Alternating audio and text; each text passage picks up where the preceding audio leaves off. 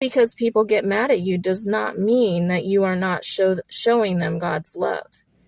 It is God's love to tell them the truth, especially the truth of God. This is my commandment, that you love one another as I have loved you. It's actually hate. It's the opposite of love, to withhold important information from people. If their house is on fire and you don't bother to ring the doorbell or call them on the phone, then that is not love. That is hate. And so it's the same with us. When God tells us to warn people that they are in their sin and their sin leads to hell, then not to warn them is to let them burn up in their house that's on fire. And that is not love. Maybe they get mad at us. I was taking a nap. I was watching my favorite show. I don't agree with you. I don't think my house is on fire.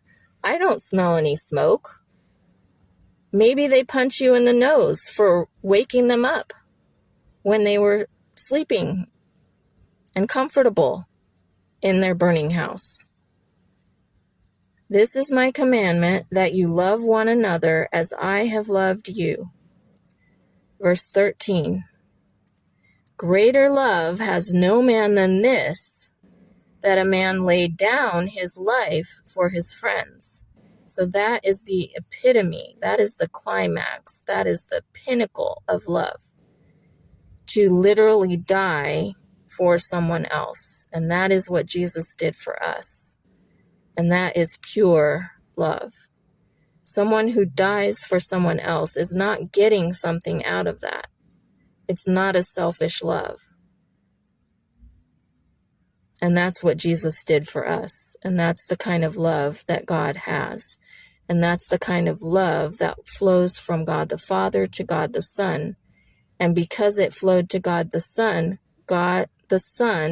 gave up his life on the cross. The cross was not God's doing. The cross was man's doing. But that was God's will for Jesus to take the place of man in paying for their sin. And Jesus went to hell and took the keys.